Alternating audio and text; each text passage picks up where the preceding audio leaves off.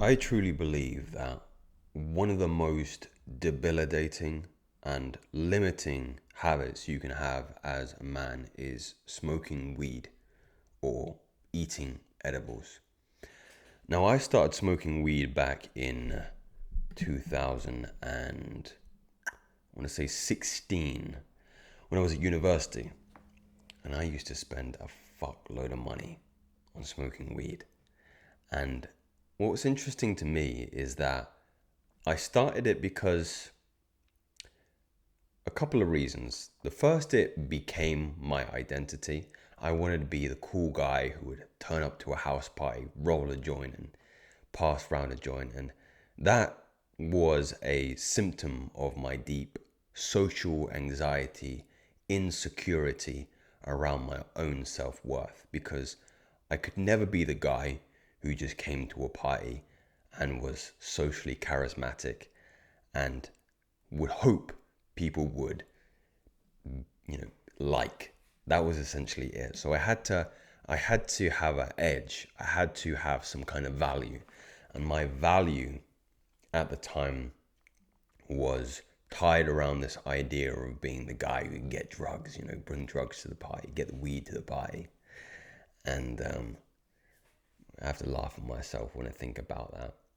But beyond that, it started getting to a point where instead of bringing weed to the party, I would also start rolling up first thing in the morning.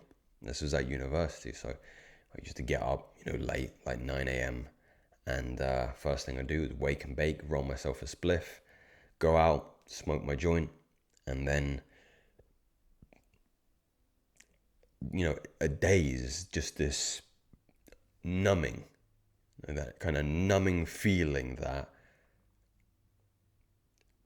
the way I can describe it is just some kind of escapism in that it allows you to keep those feelings of inadequacies at bay, and you can more enjoy the vividness of the experience of your life day to day without that kind of gnawing demon on your back telling you how you need to be working and doing this, and in a couple years time you're going to have to get a real job after university, and what you're going to do then.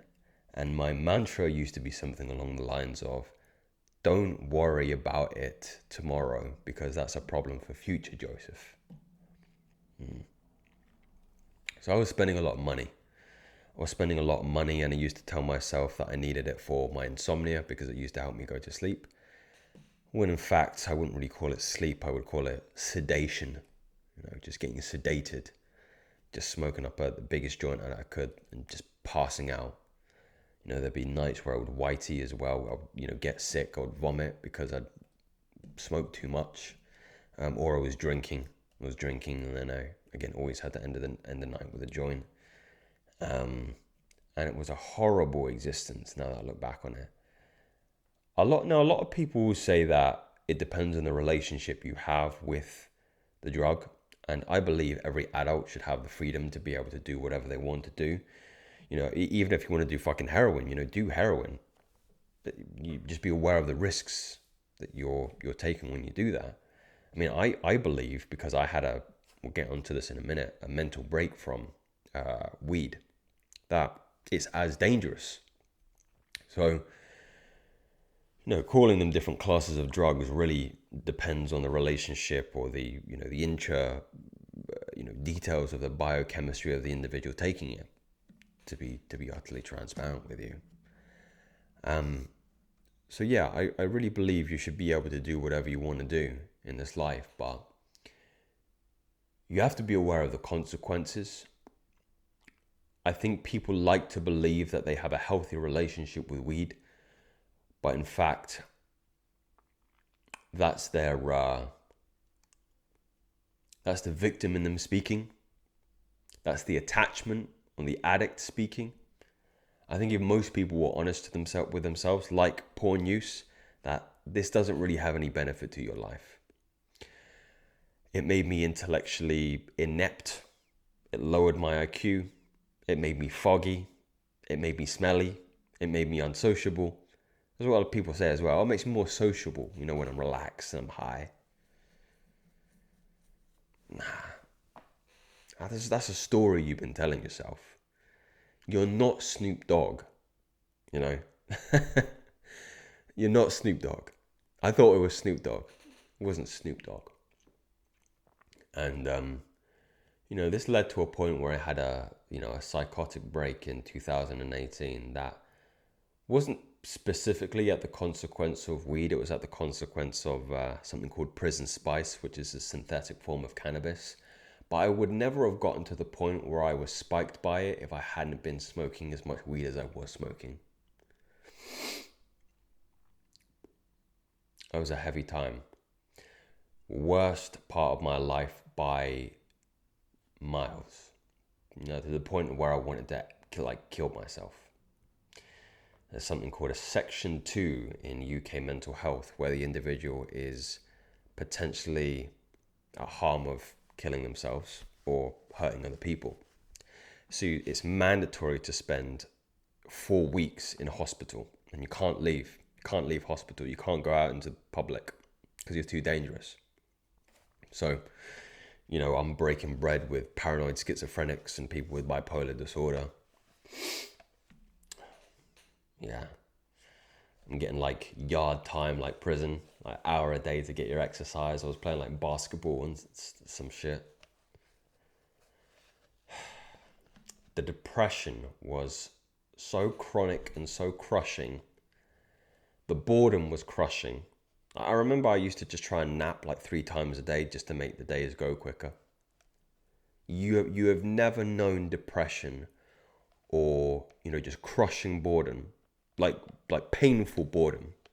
I know boredom, people say, oh, boredom, boredom's just boring. It'll pass, go outside, whatever. I'm talking to the point where I'm staring at the clock and I'm in pain. I'm in visceral, physical pain of being in that environment. That's how bad it was. And I would just go to my room and just try and sleep. I would sort of stare at the walls, try and just do random stupid stuff to just try and make the time go by. Do body squats in my room, do lunges in my room. But even then, you don't even have the motivation to do anything because your testosterone is so low, your self-esteem is so low, because you're just in this fight or flight environment. Your adrenaline, your cortisol is so high, that you're in utter survival mode for 4 weeks. For 4 weeks, just anxious, terrified out of your mind. Even now, when I think back to it, I get heart palpitations, my blood pressure goes up. So I suppose I'm getting a little away from the topic of, weed and, its relation to you. But I haven't smoked since 2018. So what's that, 5 years? And I don't miss it, not one bit. A lot of people say you can't get addicted to weed. I was 100% addicted to weed. I couldn't go to sleep without a joint. I couldn't wake up without a joint. And the moments I was sober is the moments that those thoughts of inadequacies start to come up. That you're not attractive to women, or you're pissing your life away, or nobody really likes you. You don't really have any social value. So then, quickly, you've got to roll up, got to skin up, smoke another joint.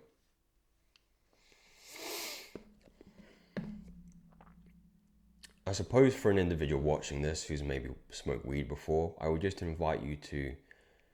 Self-improvement is about brutal honesty with yourself and just asking yourself the question, is the version of me I am walking forward to, because we've all got a vision of how we would like to live, it's what gets us up in the morning, is that version of you a weed smoker?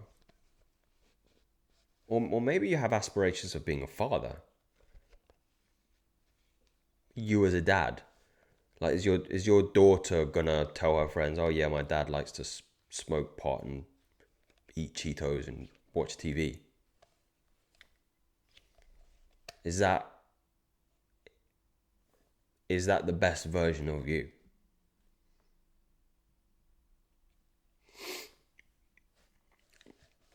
Maybe it's different. Maybe yours,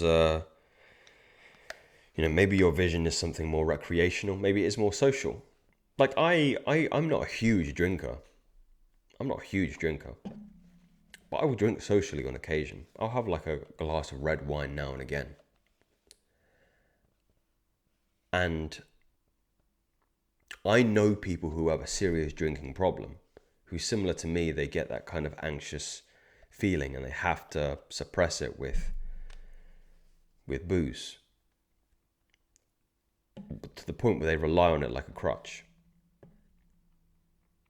I had that with weed. I can't go back to smoking weed because that would happen to me again.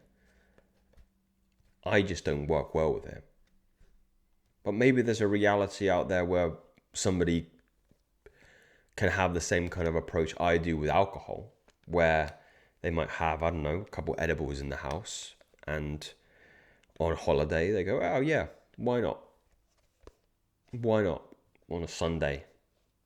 Why not? Maybe. I don't know. But I reckon those individuals are far and few between. I think if you're a young man watching this, and you haven't got to where you want to go yet, nothing could be more a drain on your financial resources, on your cognitive resources, on your energy resources, your social resources, and your relational resources. It affects all of those key components, and it takes you away from earning the money you want, from what were the other resources, to being with the woman you want, to having the friends that you want, to having the energy that you want. And what was the last one? Let's just say having the lifestyle that you fundamentally want.